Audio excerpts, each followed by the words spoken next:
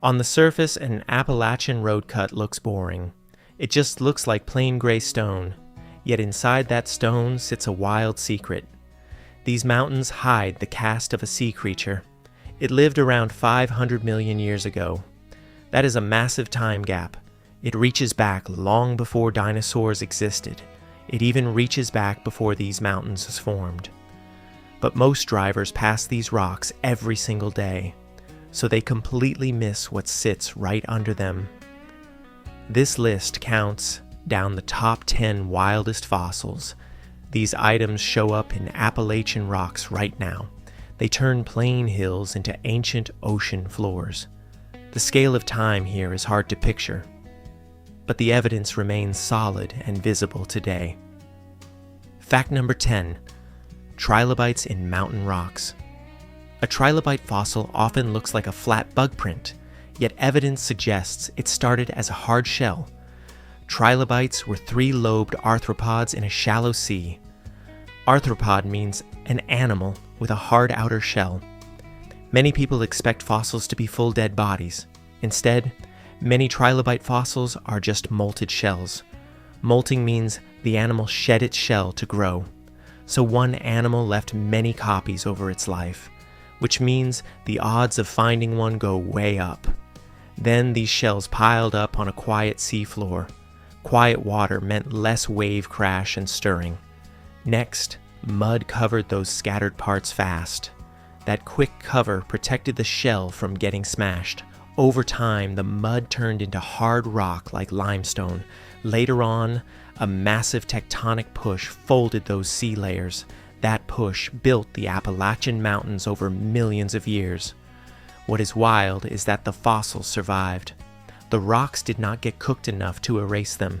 Today, rain and rivers continually wear down the rock. That erosion peels layers open on hillside banks, which means anyone can find sea bugs in mountain ditches today. Fact number 9. Crinoids packed like gravel. A chunk of limestone can seem completely smooth, yet some beds are almost nothing but crinoid pieces. Crinoids were sea animals that looked like stemmed flowers. They stood up to a meter tall on the sea floor. They lived in clear seas roughly 340 million years ago.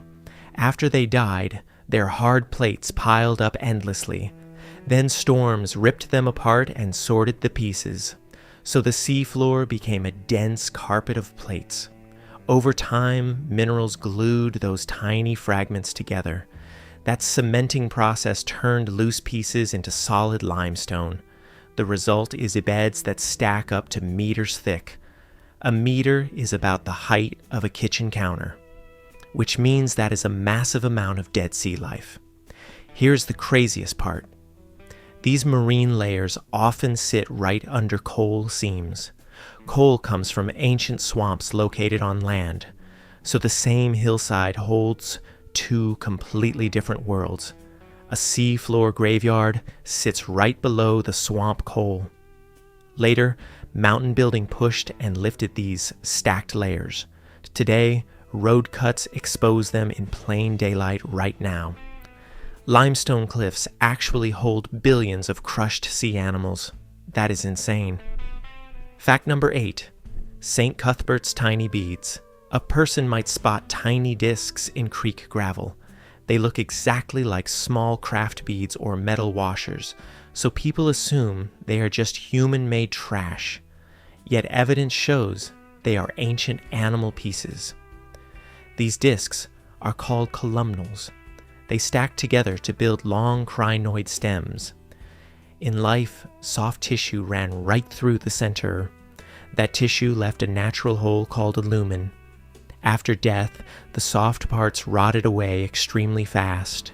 Then the stem fell apart into thousands of loose rings. The discs measure about 2 to 10 millimeters wide. That is smaller than the width of a fingernail, which means they hide in plain sight everywhere. These pieces piled up heavily in Mississippian seas. That was roughly 340 million years ago. That time sits back before large parts of Appalachia lifted. Over time, they got buried and turned to stone.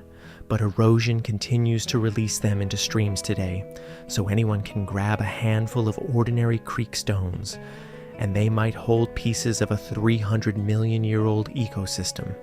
That completely changes how a simple gravel bar looks. Fact number 7. Diamond scars in coal. A chunk of coal usually looks like boring black rock, but split it open and a clear pattern can jump out. Observers might see tight rows of diamond shapes. It looks almost like reptile skin stamped into stone. Many people think it is just a random crack pattern. Yet evidence points to giant swamp plants called lepidodendron. These scale trees grew up to 164 feet tall. That is taller than a 15-story building. The trunk could reach over 6 feet wide. The diamond shapes are actually individual leaf scars, leaves attached in tight spirals on the bark. When a leaf dropped, it left a sharp, clear mark. These trees grew in massive, waterlogged carboniferous swamps. When they died, they piled up in the wet mud. Low oxygen in the water slowed down the decay, so the bark patterns pressed perfectly into the muck. Over huge spans of time, that plant matter became coal, which means the fuel rock is really a compressed forest. Today, mines and quarries expose these detailed bark stamps. A random black rock shows exactly where ancient leaves grew. That is completely wild. Fact number 6. Stigmaria roots beneath seams. A coal seam is just the top of the story. The real secret sits in the clay right underneath it. This layer is called underclay. It often holds a fossil root system called stigmaria. These roots belong to the giant lepidodendron scale trees. A gray clay slab can look completely empty. Then observers notice circular scars pressed into the rock. Those marks show where tiny rootlets attach to main roots. The root system did not just go straight down. Instead, it branched out horizontally up to 15 meters. 15 meters is about half a basketball court long. That wide spread anchored the huge trees in soft swamp mud. Here is the biggest payoff. These roots stayed exactly where they originally grew. That shows coal did not form from floating driftwood piles. It formed from living forests right on that exact spot. The roots stayed in the soil, and peat built up above. Mining operations constantly slice through this stacked layer cake. The clay and the coal seams sit in open daylight, which means a modern road cut shows a 300-million-year-old forest floor. That is insane. Fact number 5. Blackfern, films on shale. A broken piece of shale looks like trash rock, yet it can hold a perfect black shadow of a plant. It looks like ink rubbed right on to the gray paper. These are impressions of seed ferns from ancient coal swamps. They lived around 300 million years ago. Soft leaves usually rot away into nothing. But these fronds fell into oxygen-poor swamp water. Low oxygen slowed down the decay microbes. Then a thin layer of fine mud covered the leaves quickly. That rapid burial sealed them off from any damage. Then pressure squeezed the plant completely flat over time. The plant eventually turned into a super thin carbon film. That film kept the shape of the tiny leaflet veins. Some places, like St. Clair in Pennsylvania, have incredible details. A white mineral powder there makes the dark veins pop. Today, strip mines cut through these layers constantly. When a fresh shale slab splits open, the fossil appears. It acts exactly like a natural printing press. A collector can literally trace the outline of an ancient leaf. It is still sitting there, waiting to be opened right now. Fact number 4. Giant Calamites stem casts. A hiker might see a ribbed rock near a creek. It looks exactly like a piece of petrified bamboo. People often assume it is just a normal fossilized wood log. But evidence points to Calamites, a giant horsetail plant. These things grew up to 30 meters tall. 30 meters is roughly a 10-story building. The trunks had long vertical grooves and horizontal joints. Here's the trick that made the fossil. The stems were completely hollow inside.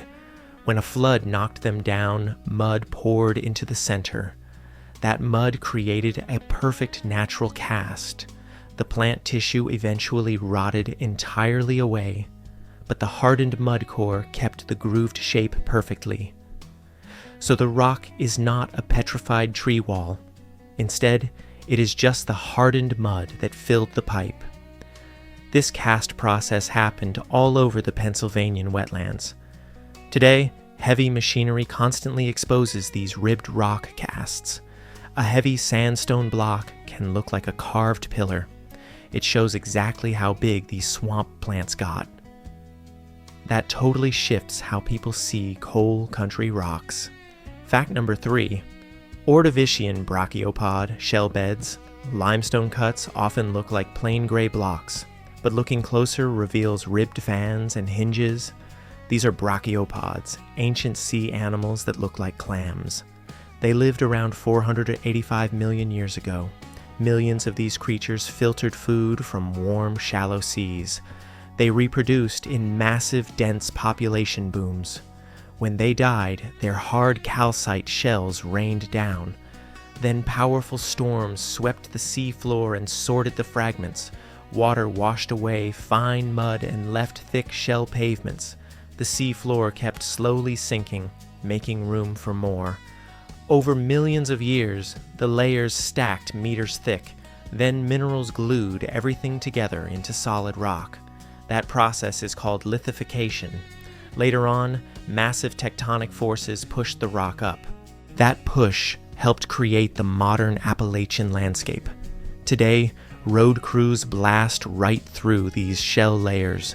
A person can pick up a piece of the highway bank, and they are holding a compressed ancient ocean community. That is completely insane. Fact number 2. Cruziana trace. Fossil tracks. Someone might spot weird repeating scratches on a sandstone slab. They look like a V pattern or a tiny tire track. Many think it is just tool damage or plant marks, yet evidence indicates these are traces made by moving trilobites. These marks are called Cruziana. They are trace fossils, meaning they show behavior, not bones. The animal dragged its legs and shell edges through soft mud. It was digging for food on a shallow seafloor. The V-shaped scratches matched the rhythmic strokes of its limbs. After the trilobite passed, fresh sand filled the groove quickly. That fast burial protected the soft track from getting washed away. Over huge spans of time, the sand turned into solid rock. Often, the fossil shows up as a raised ridge on the bottom of a slab. That happens when the mud fill hardens and splits free. Millions of years later, mountains rose and eroded. Today, these slabs sit high and dry, which means onlookers are looking at an action shot in stone. It is motion frozen for 450 million years. That is wild. Fact number 1. Kinzers Formation. Soft bodies. A gray Pennsylvania road cut seems extremely ordinary, but the Kinzers Formation hides an absolute miracle. Normally, only hard shells survive to become fossils. Soft parts rot away incredibly fast, yet evidence shows complete trilobites here with antennae and legs intact. This level of detail requires a perfectly timed disaster. The site sat near an underwater debris fan. Massive storm currents delivered sudden sheets of fine mud. These storm layers are called tempestites. The fast mud blankets smothered the animals instantly. That quick burial locked out all the predators and scavengers. Then the fine clay molded perfectly around tiny sensory limbs. Then the rock hardened, locking the delicate shapes inside forever. This created a Conservatlagerstätte, meaning a deposit famous for soft tissue preservation. This totally shifts our view of the Cambrian Sea. The fossil shows how animals actually felt their way around the darkness. Erosion continues to expose these amazing beds today, which means a random rock break can reveal tiny ancient legs right now. That is insane. These 10 features completely flip how landscapes are seen. A drive through the region feels totally different now. Hills are not just piles of dirt and gray stone. Instead, they are stacked pages of deep geological time. Every col seam holds the shadow of massive scale trees. Every limestone bed carries the weight of 1 billion crushed seashells, and every split piece of shale might hold a perfectly preserved track. Erosion and human engineering keep peeling these layers back. The rocks continue to weather and crack right now, which means the next major discovery could sit waiting in a local ditch. A person just has to know exactly what to look for.